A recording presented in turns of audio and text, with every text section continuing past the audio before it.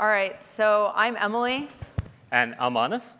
And today we're going to be talking to you about, our title really doesn't leave much up to the imagination here. So we're going to be talking about reliable processing and how we achieved it in a streaming payment system, which is effectively what we built our payment system on top of.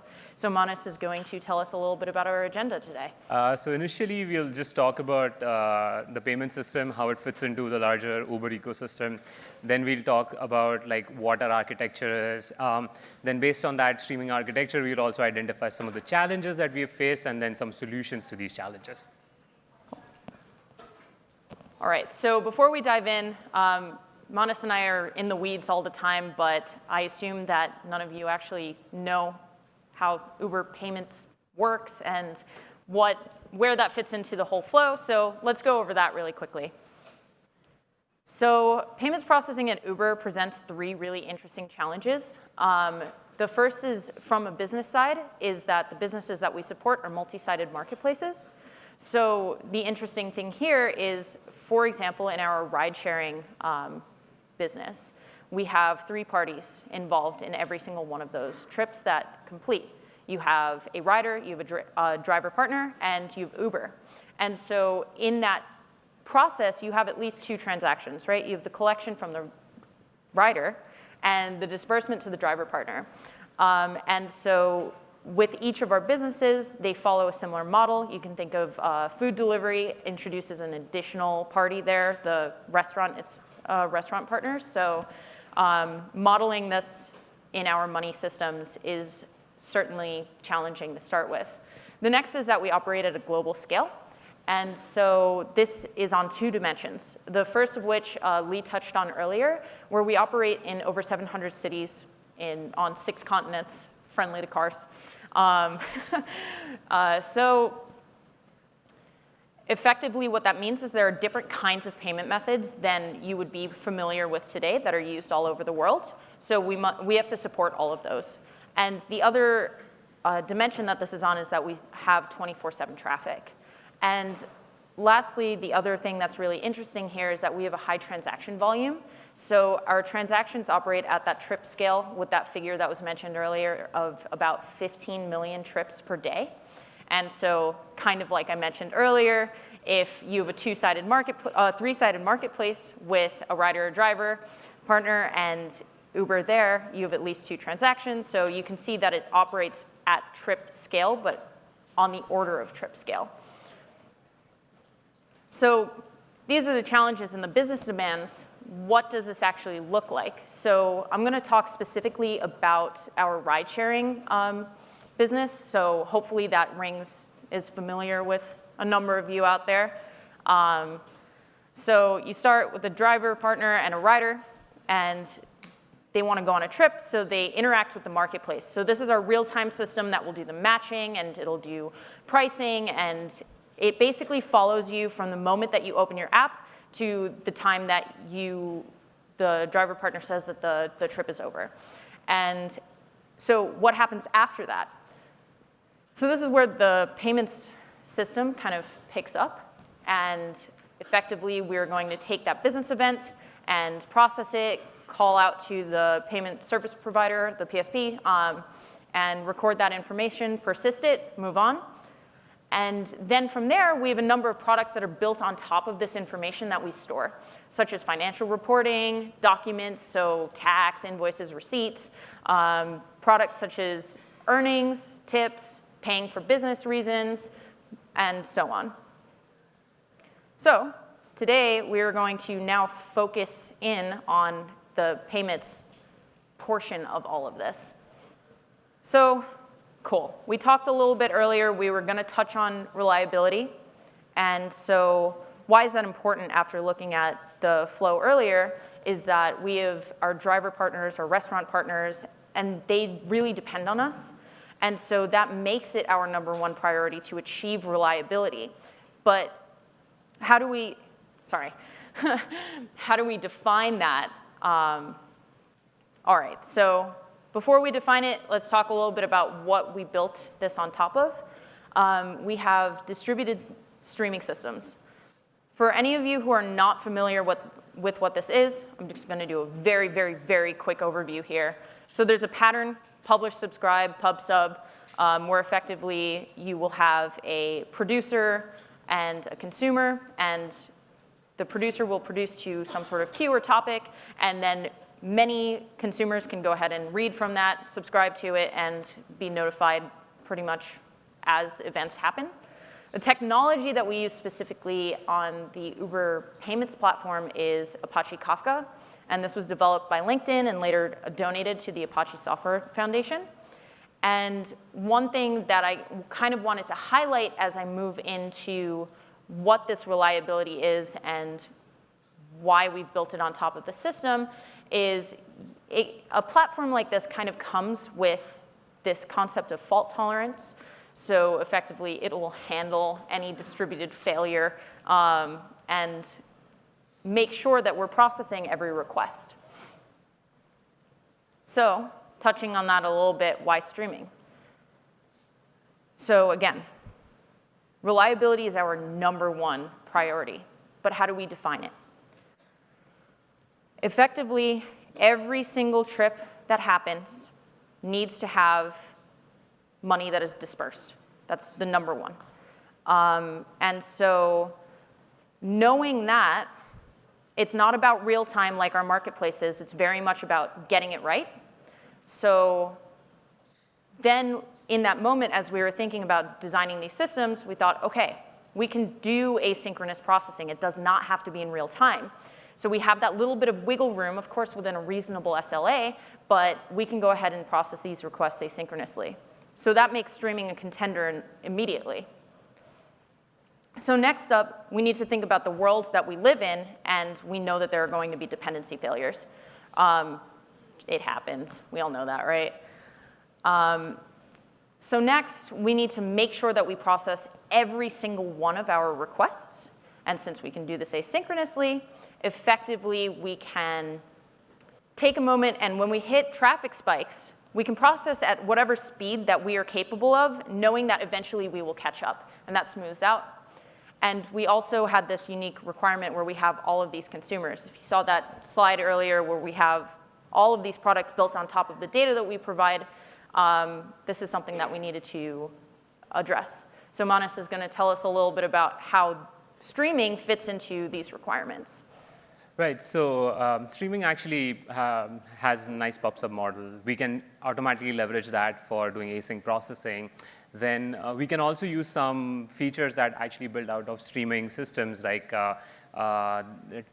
which I'll talk a little bit more in detail later on, that can be used even for the dependency failure management. Then streams or Kafka queues are like these giant buffers, and we can actually hold messages, and we can consume them at the pace of our system without having to worry about what the upstream is sending us, because we don't have to necessarily do payments at real-time speeds. And from the many consumer standpoint, what this has given us is like, we don't have to make any code changes when a new consumer shows up. All the consumers really need to do is listen to our topics, and they can get all the messages. So another nice the thing that falls out of all of this is a great simplification for our clients, because they can just do fire and forget, and the reliability is handled by the payment system side of it. And with as many consumers as we have, these are in the tens, and they're growing as our businesses continue to grow. Making sure that they don't have to re-implement all of this retry logic is really, really nice for them, and kind of lets them move faster in what they're trying to build while maintaining reliability localized within the payments platform. So how do we build this?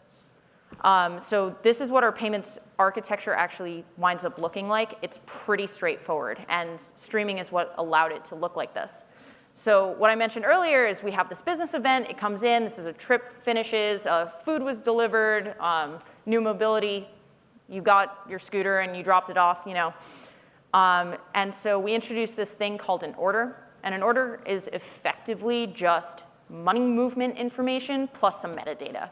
And so we're going to take that business event and morph it into this common idea of an order, and go ahead and publish that to a Kafka topic. From there, our order processor will take that order, understand, OK, so I had a trip, and it had a few participants on it, on this order. It had a driver partner, it had a rider, it had Uber itself. What do I need to do next? So if that trip was $10, okay, the order processor is going to think, okay, so I need to charge the rider, I need to collect from the driver partner, and move money into balances. So it's going to go ahead and think about those actions and publish them as intents. From that, the order processor will ingest this again and call out to the PSP.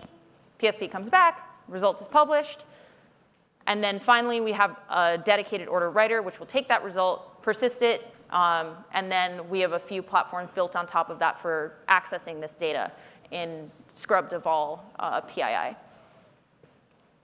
So Manis is going to take over and talk to us about streaming challenges that we faced while we were building this. Cool. Thank you for that great overview, Emilee. So I'm going to talk a little bit about the challenges that we see as we built out the system based on our streaming platform.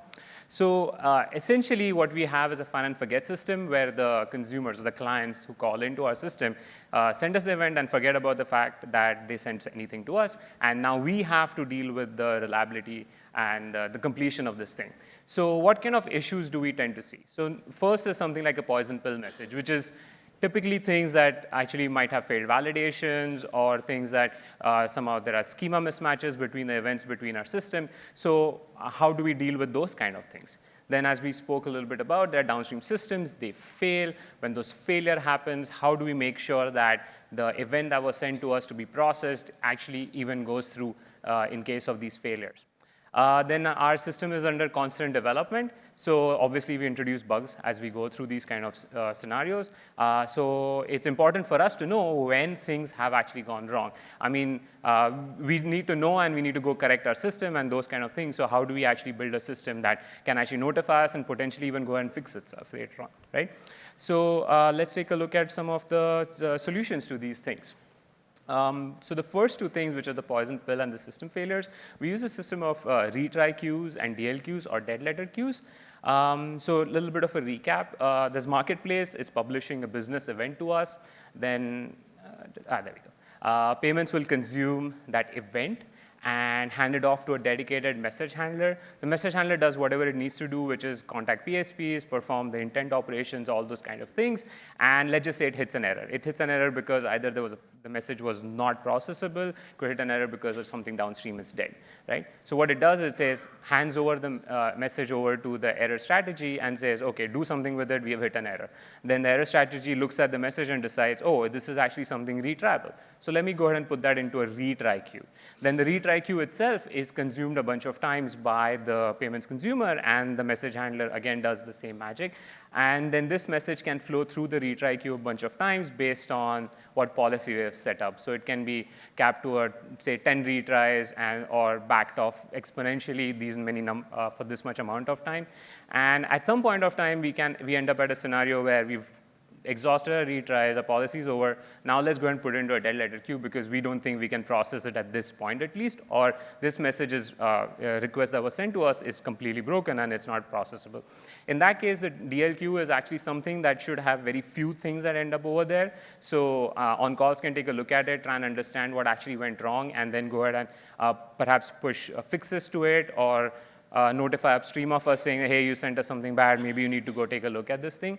But also another important thing tooling that we built around this was we made sure that the DLQs were durable, because these are Kafka queues too, and they can have some retention policies, and we don't want to ever lose any messages. Also, you need to build some sort of merging tools to be able to bring the messages back into the main queues for further processing. So this allows us to be resilient to the poison pill and the system failures that happen.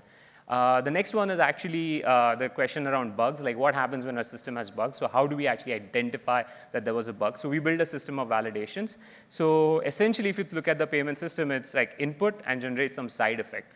The side effect itself gets plumbed back into the input because we have a system of intent and generating results, those kind of things. So, and each side effect ends up getting put into storage, so it's durably stored, because we want to track progress of how our payments have gone through. So what we do is we consume from the input, run a validator on top of it, and then what the validator will do is look at the side effect storage and say, oh, do we actually have all the side effects that we expect to have? And also, it'll check if the side effects are correct. This gives us a completeness and correctness of the side effects, and we can see if things are working as expected. Next, the result of the validations are also stored durably, so we can actually take a look at those failures, if there are any, and we can say, oh, this thing has gone wrong. We can set up alerts on those things. We can also use that, the success ones as an audit trail to see that the payment system has actually operated properly and make sure that the systems are working correctly. So if when bugs happen, we get to know what's going on, and the system live tells us things are going wrong. In theory, we could also build some things based on the result of the validations that can go in and fix the system itself or initiate some remediation actions. That's also something that we are exploring as we go ahead. So this has given us a system that is sort of resilient to bad messages because of the DLQ messaging. We can deal with downstream failures because of retries, and we have validations which tell us when things have actually gone wrong with our system. Yeah. And so if you think about, if you remember back to a little bit earlier in the presentation, you pair this with some of the stuff that we got out of the box from the streaming platform that we're using, and we have asynchronous processing that we can handle. We can go ahead and move forward onto, we know that we have this fault tolerance, and we will definitely process every single message. And finally, we have this message queue to even out the traffic and process as we see fit. So given all of these features, these 6 main things, 3 of which we built in-house and 3 of which came with the processing, the streaming system, we wind up achieving what we define as reliability, which is really just making sure that every single event is processed and winds up being, Yep. yeah. Cool. So thank you so much. Thank you.